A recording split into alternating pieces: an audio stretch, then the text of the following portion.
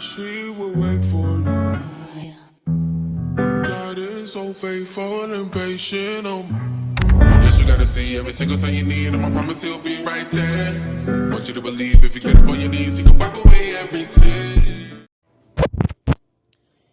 Hello, everybody. Thank you so much for joining the channel. Like, share, and subscribe.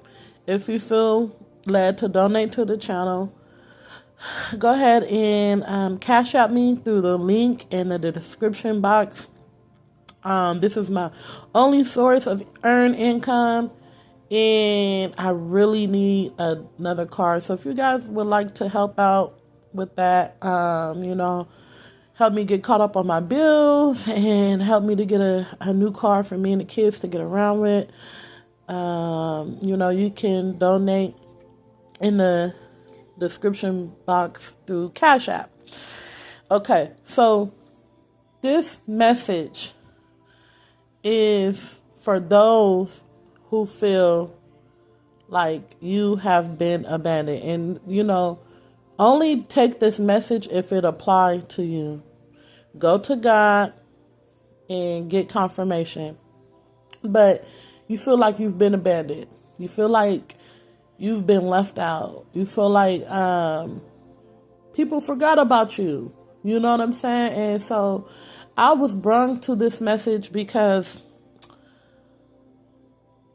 of David, the story of David. Now, a lot of times we love to think of ourselves as Davids, right? Or we love to compare other people to David, but sometimes it's not necessarily that you are a David or that that somebody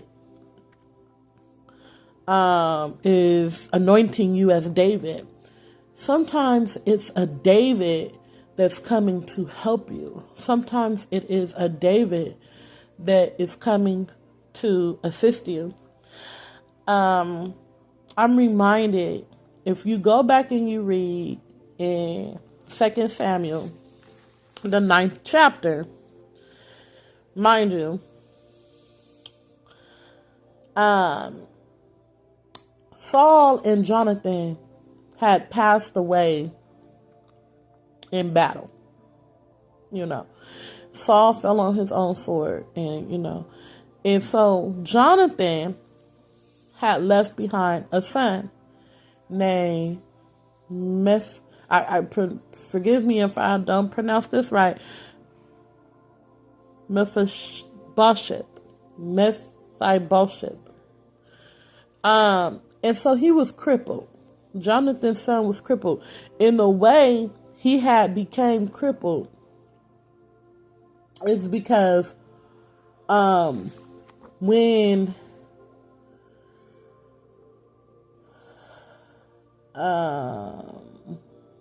the women had found out that Saul and Jonathan had died, she was so grieved that she had dropped Jonathan's son when they found out that Saul and Jonathan had died. And so basically,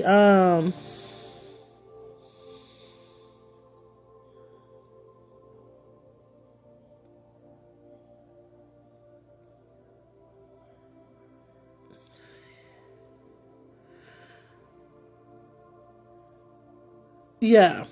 So the woman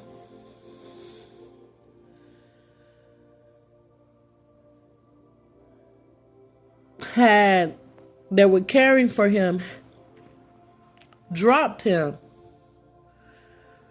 And I really have to go back and find out exactly who these women were.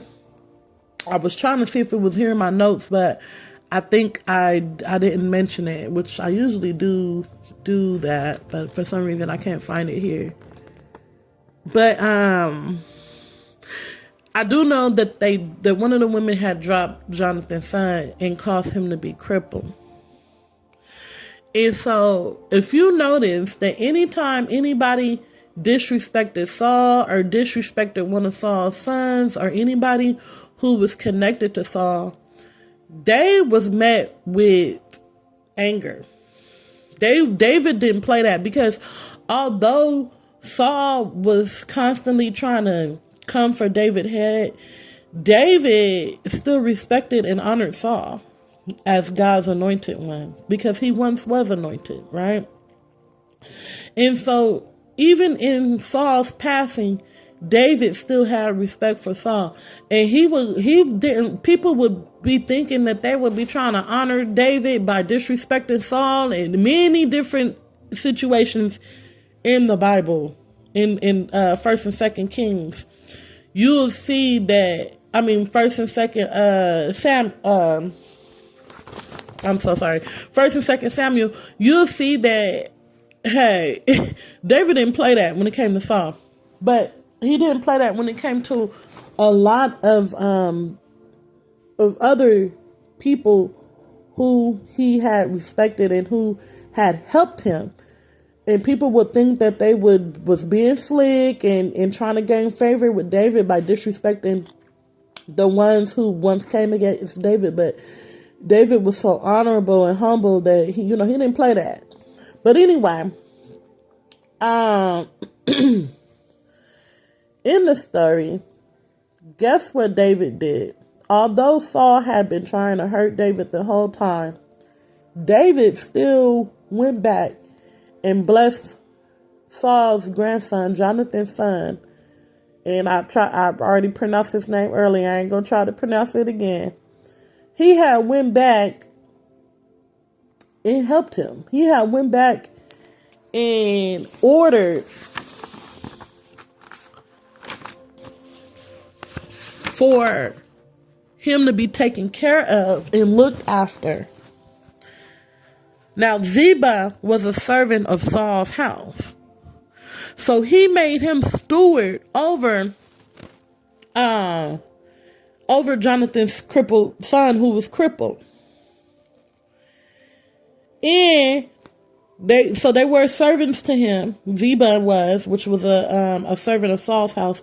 He then became, because when David was asking, he was asking, like, who else is left of Saul's house? Even after Saul had did him all that wrong, he was asking who else is left of Saul's house.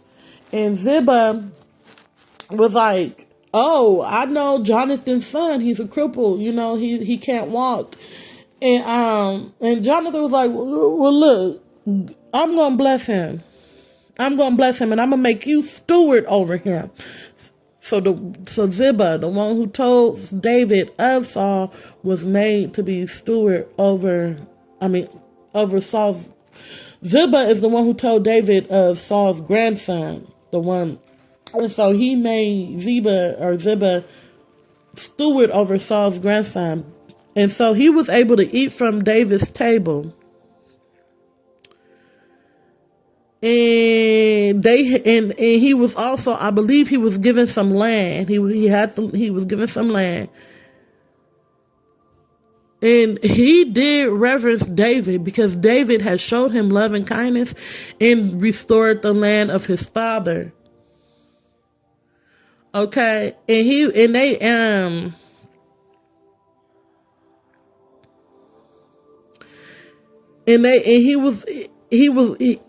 Ziba was ordered to, like, I guess, look after the land and to be steward over him and everything like that.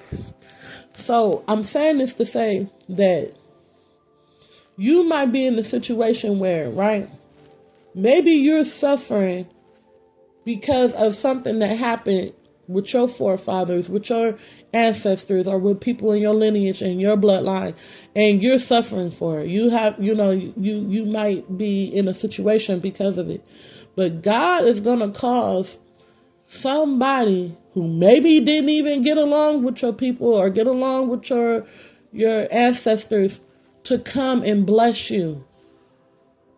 Because although there may have been a falling out, or although there may have been some type of disagreement or whatever, they still respect your bloodline. They still respect your people.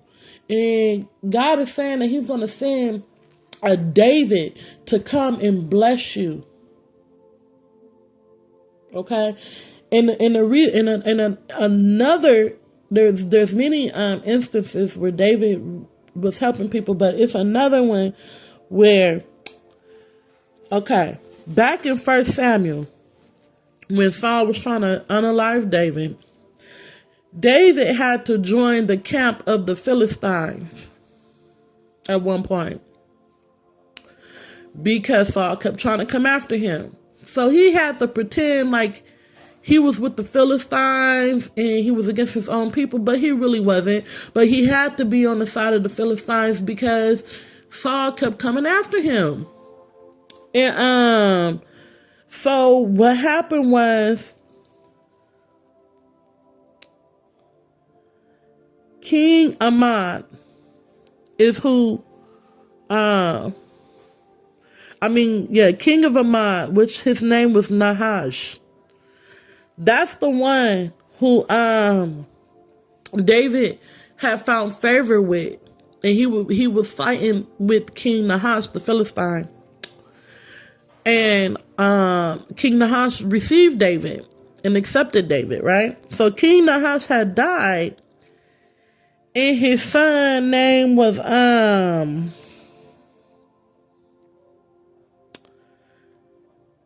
oh goodness, I can't even understand my own handwriting sometimes. Y'all forgive me. Hanam.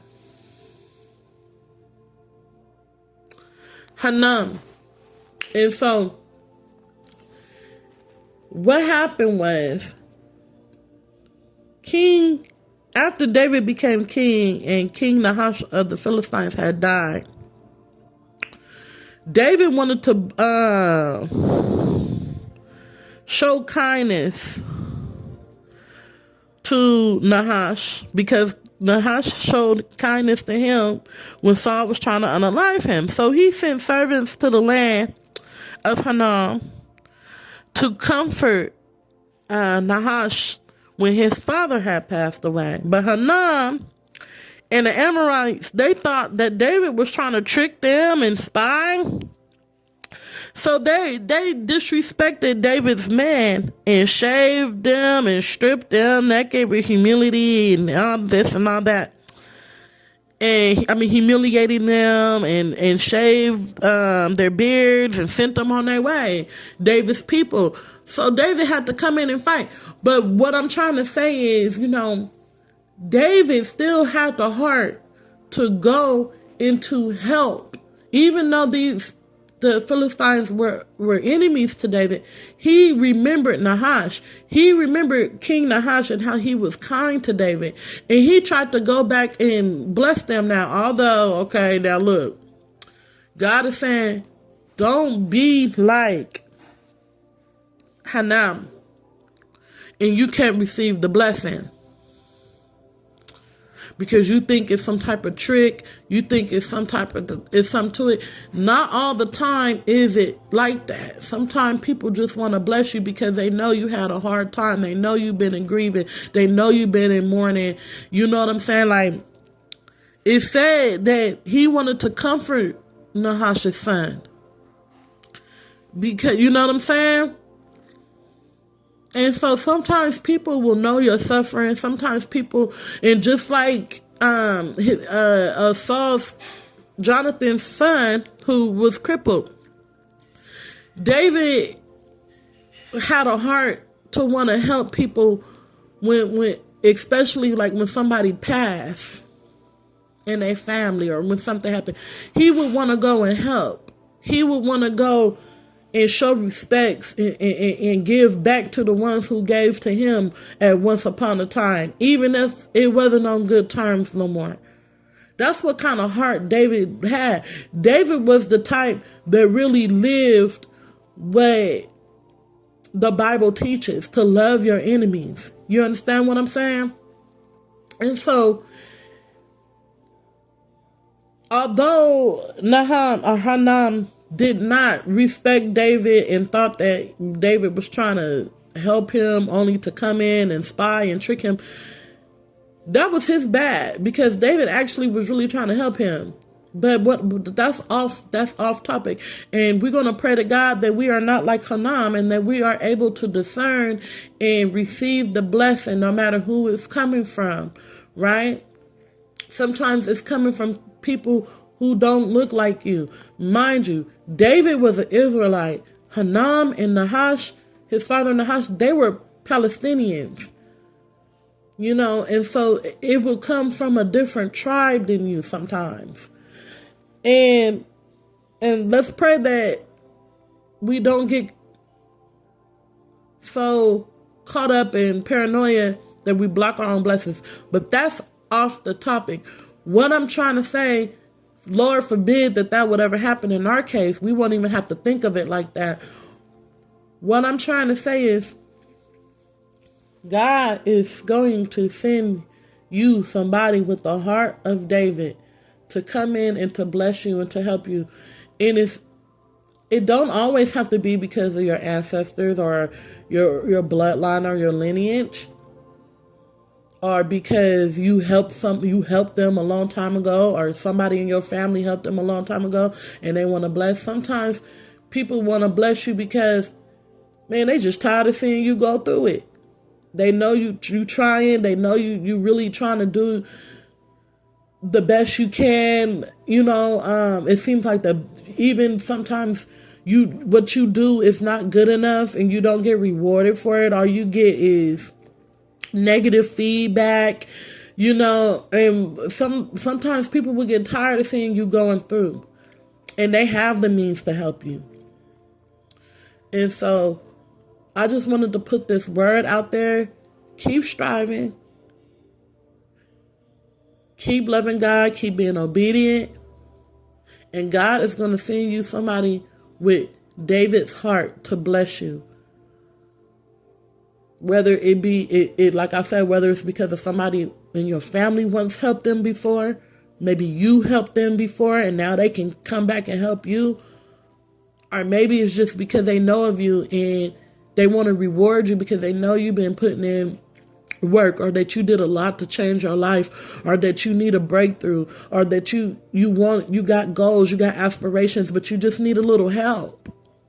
God is going to send you a David, somebody with a heart of David to come and bless you. So I love y'all. Like, share, and subscribe. I hope this message helps y'all in some kind of way. Stay righteous, stay kind. Peace.